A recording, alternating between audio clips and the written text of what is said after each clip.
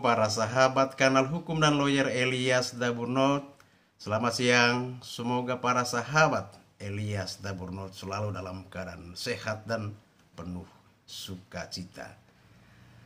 Siang hari ini saya ingin mengajak teman-teman untuk bersama saya membincangkan topik tentang operasi tangkap tangan OTT.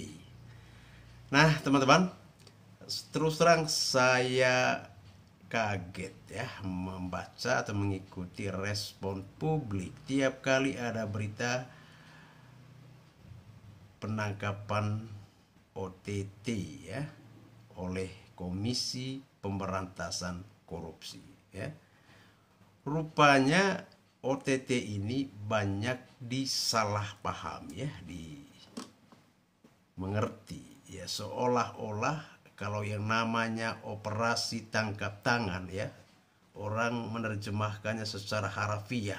Tertangkap tangan berarti ya kedapatan langsung ya seseorang sedang melakukan suatu tindak pidana.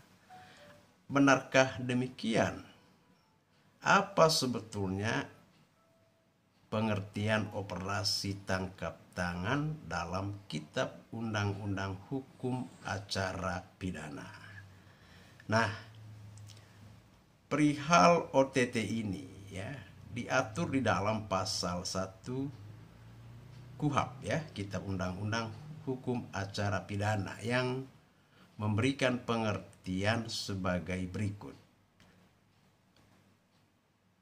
Tertangkap tangan adalah tertangkapnya seseorang pada waktu sedang melakukan tindak pidana atau dengan segera sesudah beberapa saat tindak pidana itu dilakukan, atau sesaat kemudian diserukan oleh khalayak ramai sebagai orang yang melakukannya, atau apabila sesaat kemudian padanya ditemukan benda yang diduga keras telah dipergunakan untuk melakukan tindak pidana itu, yang menunjukkan bahwa ia adalah pelakunya atau turut melakukan atau membantu melakukan tindak pidana itu.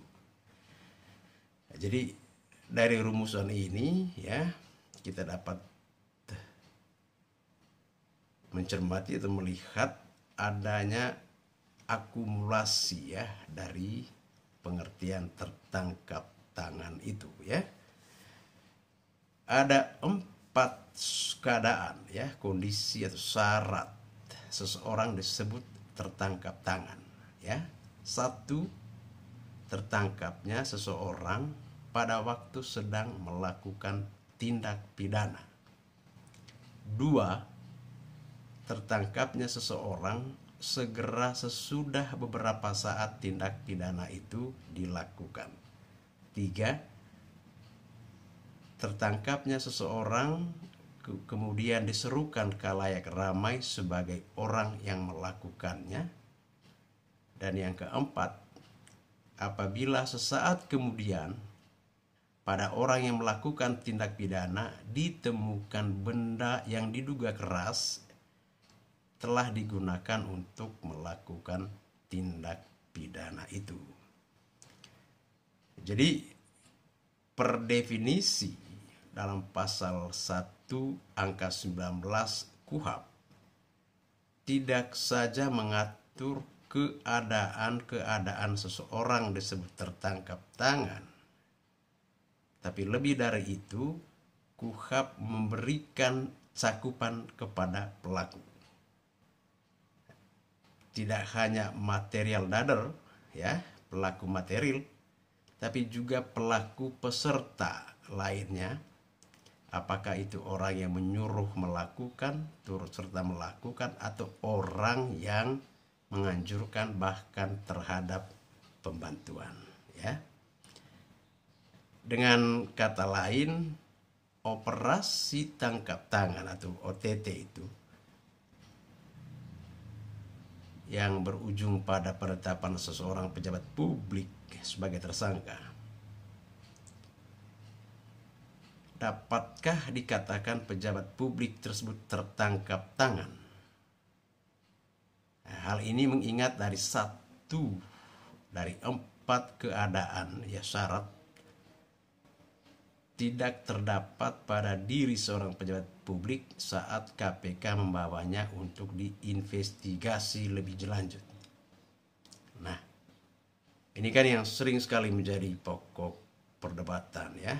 Ada beberapa pejabat publik yang disebut dilakukan OTT oleh KPK, tetapi pejabat publik yang bersangkutan tidak membawa barang bukti. Sehingga apakah keadaan ini tepat disebut OTT ya? Nah, dalam kaitan dengan hal ini ada beberapa penjelasan ya yang perlu saya sampaikan ya. Pertama, KPK ya sebelum melakukan OTT pasti sudah didahului serangkaian tindakan penyadapan ya dalam jangka waktu tertentu. Nah, hasil penyadapan itu pada dasarnya bukti permulaan terjadinya suatu tindak pidana ya. Yang kedua, merujuk pada pasal 12 Undang-Undang Nomor 30 Tahun 2002 tentang Komisi Pemberantasan Tindak Pidana Korupsi. Kewenangan KPK melakukan penyadapan bukan pada tahap penyidikan, melainkan penyelidikan. Jadi penyelidikan adalah tahap awal proses perkara pidana sebelum penyidikan. Artinya, penyadapan dilakukan masih pada tahap untuk menentukan ada tidaknya suatu tindak pidana. Yang ketiga, OTT hanyalah untuk mengkonkretkan ya serangkaian tindakan penyadapan yang telah dilakukan sebelumnya, sehingga bukti permulaan yang telah diperoleh ya yang tadi sudah disebutkan itu akan menjadi bukti permulaan yang cukup.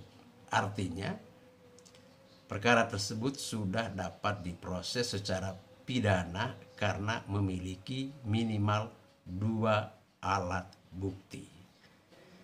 Nah, keempat ya, per definisi tertangkap tangan dalam pasal 1 angka 19 KUHP sangatlah mungkin seorang pejabat yang ikut ditangkap ya dalam operasi tangkap tangan tidak terdapat satu dari 4 keadaan atau syarat ya yang tadi kita sudah jelaskan, karena bisa saja uang ya atau barang bukti yang menjadi objek suap ya belum ada atau tidak ada di tangan pejabat tersebut.